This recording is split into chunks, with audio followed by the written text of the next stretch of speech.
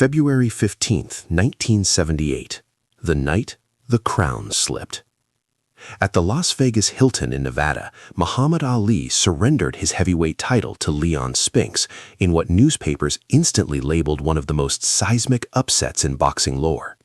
For decades, 34 long years, the narrative felt tidy. Ali had aged, slowed, finally met a younger, ravenous contender and come up short. Then, in 2012, as hospital monitors hummed in a quiet Florida room, Angelo Dundee whispered something that fractured the legend. It wasn't decline, it was design. According to Dundee, Ali had orchestrated the loss, not with gangsters or threats hovering in shadows, not with brown envelopes stuffed with illicit cash. This was colder, sharper, a financial gambit dressed as a sporting collapse. Wind the clock back. Las Vegas, the Hilton Hotel. Ali, 36 years old, defending his championship for the 10th time. Across from him stood Spinks, just 24, armed with Olympic pedigree but only 7 professional bouts. 7. The bookmakers listed Ali as a towering 10-1 favorite. It looked like a coronation, not a contest. But beneath the glittering marquees, a quieter arrangement had allegedly taken shape. The proposal, Dundee would later claim, came through promoter Don King.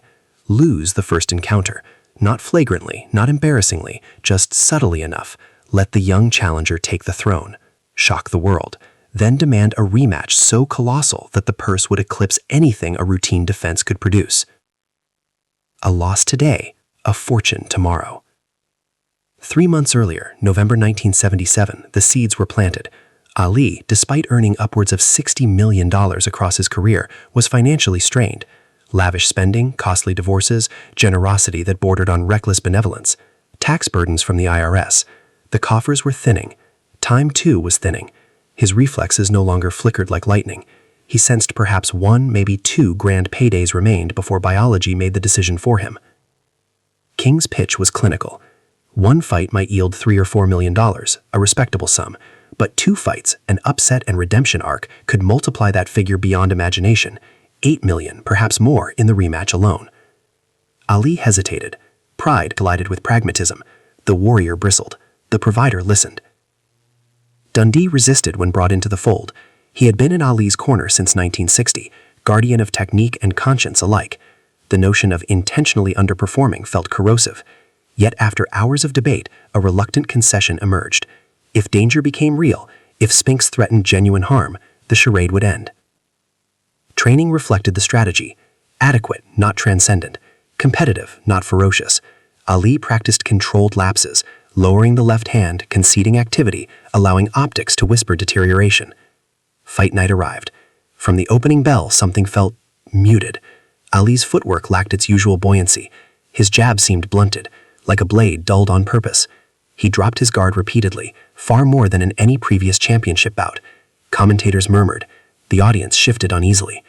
Spinks fought with unfiltered zeal, unaware, if Dundee's account holds true, that opportunity had been gently curated. Round after round slipped away. Between rounds, Dundee barked instructions for the cameras, yet calibrated the tempo carefully. Enough competitiveness to preserve plausibility, not enough dominance to seize victory. By the final bell, astonishment hung thick in the arena air. Split decision. Spinks crown champion. Headlines detonated the next morning. Age, complacency, erosion of greatness. Analysts dissected every frame, none suspecting the larger architecture behind the performance. Inside the dressing room, Ali reported felt conflicted, a strategist satisfied, a competitor unsettled. The rematch was swiftly scheduled for September 15, 1978, at the New Orleans Superdome. Anticipation surged. The narrative had metastasized into myth, the fallen titan seeking reclamation. This time, Ali trained with authentic intensity, weight trimmed, reflexes sharpened, focus restored. Over 15 rounds, he outclassed Spinks and secured a unanimous decision, becoming boxing's first 3-time heavyweight champion. Redemption sold. Redemption paid. Across both contests, Ali amassed roughly $11.5 million, far exceeding the purse a single victory would have provided. The secret lingered, dormant, for more than 3 decades. In January 2012, as Dundee's life ebbed, he confided in family. The first Spinks fight, he admitted, had been strategic. Ali could have asserted control early, perhaps even stopped the bout. Instead, restraint had served a broader calculus. Dundee passed away weeks later. Eventually, the revelation surfaced publicly.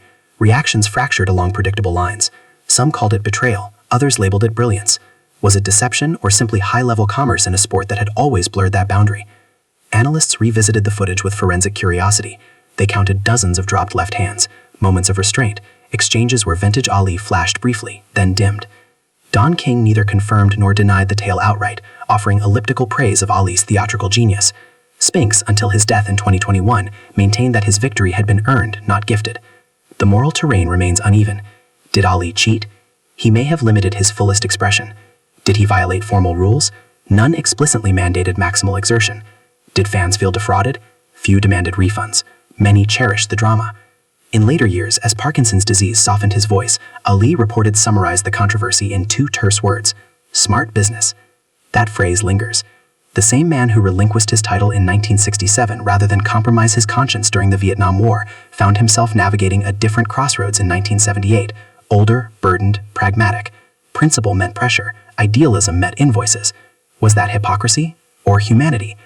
The first Spinks bout now exists in duality, a legitimate upset and perhaps a meticulously choreographed act, a blemish and a masterstroke, a concession and a conquest. Ali was rarely singular. He embodied contradiction, poet and pugilist, activist and entertainer, moralist and marketer, hero and hustler, sometimes within the same breath. If this revelation unsettles the mythology, it should. Legends polished too brightly lose their texture. The real Ali was textured, complex, capable of sacrifice and strategy in equal measure. The first Spinks fight may have been theater. Lavish, expensive, executed with unsettling precision. And for 34 years, the audience applauded without realizing the curtain had been drawn long before the opening bell. The implications stretch further than one February night in Las Vegas. Because if the first Spinks fight was indeed performance art, then it forces a larger question about boxing itself. What exactly are we watching when two heavyweights collide under blinding lights? Pure competition or curated spectacle wrapped in the language of combat?